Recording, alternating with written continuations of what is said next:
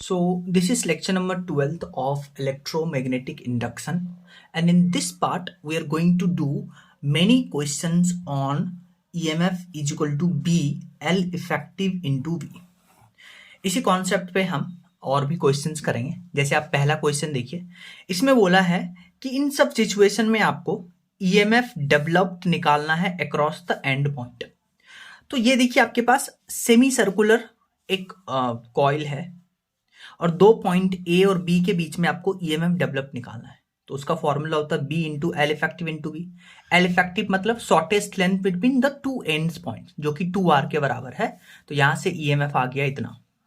Again आपके पास दो rod है और दो रॉड इस एक्सिस से थीटा थीटा एंगल पे अलाइन है और इस रॉड का वेलोसिटी आपको इधर गिवन है। तो जब इस रॉड के दो पॉइंट के बीच का एंड पॉइंट मिलाइएगा तो जो लेंथ है इस रॉड का एल इफेक्टिव, वो लेंथ वेलोसिटी के पैरेलल है।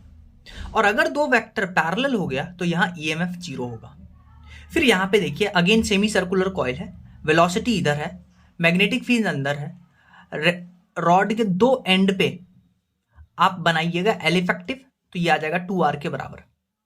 ठीक है, अब वेलोसिटी इधर है, मैग्नेटिक फील्ड अंदर है, तो आपको बताना है कौन सा हाई पोटेंशियल है। तो देखिए वेलोसिटी इधर है, मैग्नेटिक फील्ड अंदर है, तो जो आपका ये वाला पाम है वो आपको देगा डायरेक्शन। तो देखिए वेलोसिटी इधर, मैग्नेटिक फील्ड इधर, तो पाम। सो आप देख सकते हैं बी होगा हाई पोटेंशियल पे और ए होगा लो पोटेंशियल पे। इसको करने का एक और तरीका है। देखिए आप मानिएगा कि इस रॉड में इलेक्ट्रॉन होंगे। अब इस इलेक्ट्रॉन पे फोर्स लगेगा। कितना फोर्स लगेगा? इलेक्ट्रॉन पे मैग्नेटिक फील्ड के कारण फोर्स का फॉर्मूला था Q into V cross B. अब इलेक्ट्रॉन का हो गया माइनस ई चार्ज, वेलोसिटी किधर है देखिए माइनस जे में, और मैग्नेटिक फील्ड अंदर है यानी माइनस के में। ठीक है, तो यहां से माइनस क्यू यानी कि ई के बराबर, चार्ज के बराबर।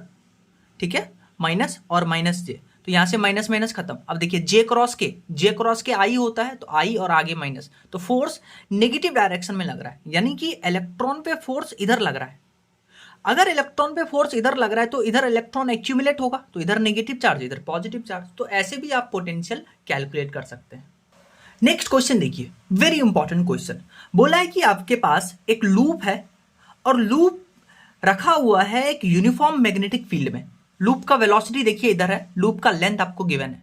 आपसे दो क्वेश्चन पूछा है, एक तो इस लूप में इंड्यूस्ड ईएमएफ बताना है, दूसरा दो पॉइंट मार्क करके दिया आपको, एक ये पॉइंट M और ये एक पॉइंट N। तो potential difference between M and N बताना है। ठीक है, तो देखिए ध्यान से, पहले आप इस सर्कुलर लूप को, सर्कुलर नहीं रेक्टेंगुलर लूप को ऑब्जर्व करिए। वेलोसिटी लूप का इधर है, मैग्नेटिक फील्ड अंदर है। तो ध्यान से देखिए जो इस लूप का ये पार्ट है RP और SQ, इसका लेंथ वेलोसिटी के पैरेलल है। तो RP और SQ ईएमएफ में कंट्रीब्यूट नहीं करेंगे, तो इस दोनों को तो आप कट कर दीजिए। कंट्रीब्यूट ईएमएफ में RS और PQ करेगा। तो कंट्रीब्यूट कौन करेगा? एक तो RS और एक PQ करेगा। ठीक है, तो PQ की पहले बात करते हैं।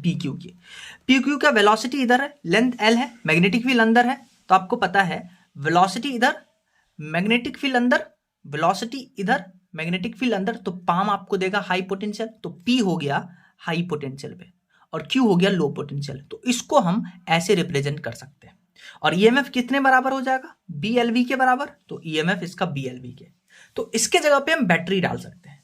सिमिलरली RS पार्ट के लिए आप देखिए, RS पार्ट भी वेलोसिटी इधर है, मैग्नेटिक फील्ड अंदर है, तो पाम आपको हाई पोटेंशियल देगा, यानी R at high potential, S at low potential. तो इस पूरे सिस्टम को हम ऐसे रिप्रेजेंट कर सकते हैं एक बैटरी से, जिसका ईएमएफ BLV के बराबर हो जाएगा। ध्यान से सुनिए, तो अब आप इसको सर्किट में कनेक्ट करिए दो पार्ट के कारण, इसका ईएमएफ इतना, इसका ईएमएफ इतना। अब देखिए दोनों सेम पोलैरिटी से कनेक्टेड है, तो दोनों, अगर आप ई नेट निकालना चाहते हैं तो दोनों सेम पोलैरिटी है, तो दोनों एक दूसरे को बैलेंस करेगा, तो ये नेट ईएमएफ 0 हो जाएगा। फिर आपसे पूछा है कि इस दो पॉइंट पे पोटेंशियल डिफरेंस बताइए, यानी कि VM माइनस VN बताइए। तो आप क्या करिए, यहां से स्टार्ट करिए और वापस यहीं पे आइए। तो VM potential at M, positive से नेगेटिव गए तो माइनस BLV, और पहुंच कहां गए VN पे, तो VM माइनस VN BLV के बराबर है। तो ये एक ऐसा भी क्वेश्चन पूछा जा सकता है। अब यहां पे एक कॉन्सेप्ट सीखिए, अगर आपके पास एक लूप है तो लूप में आप ध्यान से देखिएगा तो लूप का जो एल इफेक्टिव होगा क्या वो 0 के बराबर होगा? बिल्कुल होगा, क्योंकि लूप है, जहां से स्टार्ट करिएगा वहीं पे वापस आइएगा, तो लूप का एल इफेक्टिव 0। अब ध्यान से सुनिएगा, अगर लूप का एल इफेक्टिव 0 और आपके पास मैग्नेटिक फील्ड कांस्टेंट है, तब आप याद रखिएगा तो जो ई नेट होता है पूरे लूप का वो 0 आएगा, पूरे लूप का ई नेट। हाँ, 2 पॉइंट मार्क करके दे दे जैसे एम और एन, तब आप ये लगाइएगा, ठीक है। और ये आप याद रखिएगा कि if there is loop L effective will be 0, EMF 0 when magnetic field is uniform. Next question देखिए, इस क्वेश्चन में आपको देखिए एक ऐसा अरेंजमेंट है, आपके पास ऐसे कुछ अरेंजमेंट है और आपसे पूछा है कि इस पूरे सिस्टम का वेलोसिटी राइट साइड में है, तो आपको बताना है ए और बी के बीच में पोटेंशियल डिफरेंस बताना है, यानी V A minus V B बताना है। तो अब आप क्या करिएगा, इसको अलग अलग पार्ट में डिवाइड करिए। अब आप देखिए इस पार्ट के कारण इस पार्ट का जो लेंथ होगा वो वेलोसिटी के पैरेलल है, तो ये पार्ट जो है वो कंट्रीब्यूट नहीं करेगा ईएमएफ में। कंट्रीब्यूट कौन करेगा? ये पार्ट, ये पार्ट, ये पार्ट और ये पार्ट। तो पहले इस पार्ट को देखिए, इस पार्ट में वेलोसिटी इधर है, मैग्नेटिक फील्ड अंदर है, तो आपको पता है वेलोसिटी इधर, मैग्नेटिक फील्ड अंदर, तो पाम आपको देगा हाई पोटेंशियल, तो ए हो जाएगा हाई पोटेंशियल, ये पॉइंट हो जाएगा लो पोटेंशियल। तो इस पूरे सिस्टम को हम ऐसे अरेंज कर सकते हैं और इसका ईएमएफ हो जाएगा बीएलवी। सिमिलरली इसका लेंथ इधर है, वेलोसिटी इधर है, मैग्नेटिक फील्ड अंदर, तो हाई पोटेंशियल लो पोटेंशियल, इसको ऐसे अरेंज कर सकते हैं। सिमिलरली इसको ऐसे अरेंज कर सकते हैं और इसको ऐसे अरेंज कर सकते हैं। अब आपसे क्या पूछा? V A minus V B, तो आप क्या करिए, यहां से स्टार्ट करिए और यहां पहुंचिए, तो potential at B plus B L V, फिर इधर से जाइए ऐसे जाइए ऐसे होकर के, तो प्लस बी एल वी, फिर प्लस बी एल वी, पहुंच कहां गए? वी ए पर, और V A minus V B करना है जो कि 3 बी एल वी के बराबर आएगा। नेक्स्ट क्वेश्चन देखिए, आपको बोला है कि आपके पास एक लॉन्ग वायर है, इन्फानाइट वायर है, और इन्फानाइट वायर से ए डिस्टेंस पे एक रॉड है ऐसे, और रॉड v वेलोसिटी से मूव कर रहा है, रॉड का लेंथ l है। तो इस इंस्टेंट पे आपको फाइंड आउट करना है EMF induced in this rod, यानी पी क्यू के एंड पे ईएमएफ इंड्यूस्ड। तो पहले देखिए, मैग्नेटिक फील्ड इस इन्फानाइट वायर के कारण इस रॉड के चारों तरफ ढूंढिए। Magnetic field due to infinite wire at a distance a, उसका फॉर्मूला होता है mu naught I upon 2 pi. तो यहां पे मैग्नेटिक फील्ड आया और डायरेक्शन क्या है? करंट इधर निकालना, यहां तो मैग्नेटिक फील्ड का डायरेक्शन अंदर, पेपर के अंदर, ठीक है। अब देखिए रॉड का वेलोसिटी इधर है, मैग्नेटिक फील्ड अंदर है, तो पाम आपको देगा हाई पोटेंशियल, यानी P at high potential, Q at low potential. EMF निकालना है तो बी एल भी होता है, लेंथ है एल, मैग्नेटिक फील्ड कितना है? म्यू नॉट आई अपॉन 2 पाई है, वेलोसिटी वी, तो ईएमएफ आ गया। अब देखिए सेम इसी जैसा क्वेश्चन है, पर इस बार रॉड को हम वायर के पैरेलल लिए थे, पर अब हम क्या करते हैं, रॉड को वायर के परपेंडिकुलर ले जाते हैं। जैसे ही आप रॉड को वायर के परपेंडिकुलर ले जाइएगा, तब यहां पे क्वेश्चन सॉल्व करने का तरीका बदल जाएगा। क्यों? क्योंकि अब इस रॉड पे अलग अलग पॉइंट पे मैग्नेटिक फील्ड अलग अलग होगा, क्योंकि आप रॉड एक इन्फानाइट वायर के लिए मैग्नेटिक फील्ड देखिए, वो डिस्टेंस पे डिपेंड करता है। तो रॉड के अलग अलग पॉइंट पे आप मैग्नेटिक फील्ड अलग अलग हो गया, तो मैग्नेटिक फील्ड अलग हो गया तो हम ये फॉर्मूला यूज नहीं कर सकते, मतलब डायरेक्ट नहीं यूज कर सकते, रॉड का लेंथ एल नहीं ले सकते। अब हमें क्या करना पड़ेगा, अरे एक पार्ट पे कितना मैग्नेटिक फील्ड लग रहा है वो पता करना पड़ेगा। तो हम क्या करते हैं, रॉड पे एक छोटा सा एलिमेंट लेते हैं dx, इस इन्फानाइट वायर से इसका डिस्टेंस है x, ठीक है। तो अब आप देखिए इस छोटे से एलिमेंट पे जो मैग्नेटिक फील्ड होगा वो कितना होगा, आप ये पूरा फॉर्मूला लगाइए, इस छोटे से एलिमेंट पे ईएमएफ का फॉर्मूला लगाइए, तो इस छोटे से एलिमेंट के कारण भी छोटा ईएमएफ आएगा d, और इस छोटे से एलिमेंट पे मैग्नेटिक फील्ड कितना आएगा? Mu naught I upon 2 pi x, और डिस्टेंस कितना है? इतना, इसका लेंथ कितना है? dx into V. अच्छा, यहां पे अब आप कहां से कहां तक इंटीग्रेट करिएगा, यहां से यहां, फिर यहां से यहां, यानी a से a प्लस एल। तो कहां से कहां तक इंटीग्रेट किए? a से a प्लस, तो यहां से कांस्टेंट बाहर निकालिए, mu naught I V upon 2 pi, constant बाहर निकालिए, ln x 1 अपॉन x का इंटीग्रेशन होता है ln x, a से a प्लस एल। तो सॉल्व करिएगा तो ऐसा आएगा। नेक्स्ट क्वेश्चन देखिए, ये क्वेश्चन AIPMT में आया था।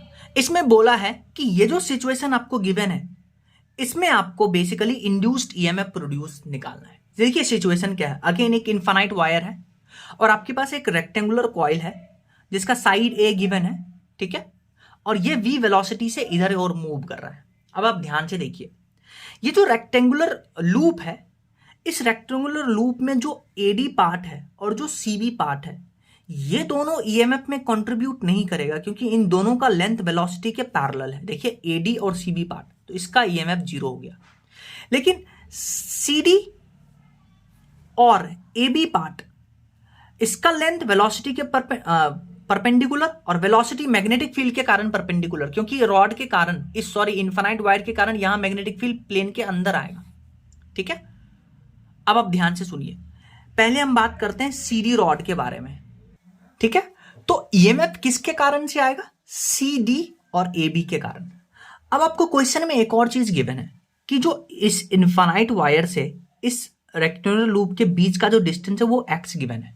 तो पहले बात करते हैं हम CD वायर के।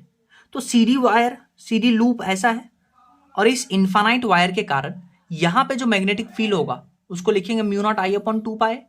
तो ये जो रेक्टेंगुलर लूप का ये जो पार्ट है CD पार्ट, वो इस इनफाइनाइट वायर के कितने डिस्टेंस पे है? देखिए यहां से पूरा डिस्टेंस x है और ये है a/2, तो ये हो जाएगा x - a/2, तो ये आ जाएगा x - a/2। तो मैग्नेटिक फील्ड इतना आ गया, a के जगह पे लिखेंगे x - a/2।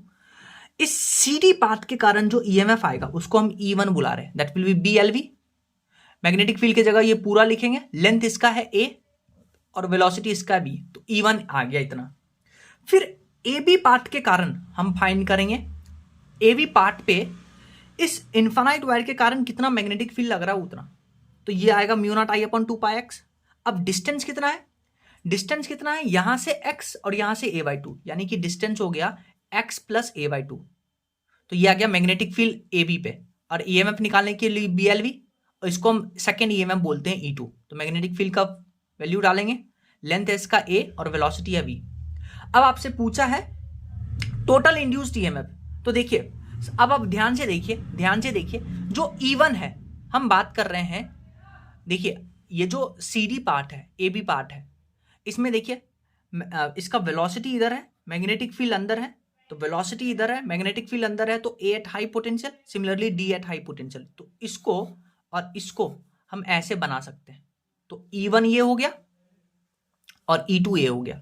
अब आप E1 को चेक करिए, E1 बड़ा है या E2 बड़ा है?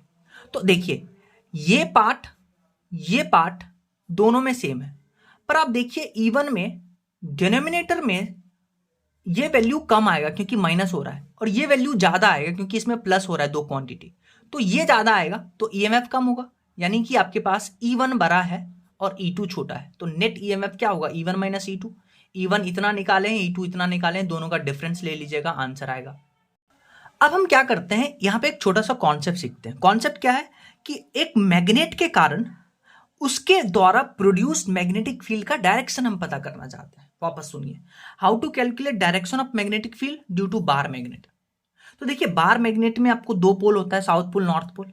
आपको पता है कि मैग्नेटिक मोमेंट जो बार मैग्नेट का होता है उसका डायरेक्शन होता है साउथ टू नॉर्थ। ठीक है, अब मान लीजिए इस बार मैग्नेट के परपेंडिकुलर पॉइंट पे, इक्वेटोरियल पॉइंट पे एक पॉइंट P है, तो यहां पे मैग्नेटिक फील्ड निकाला है।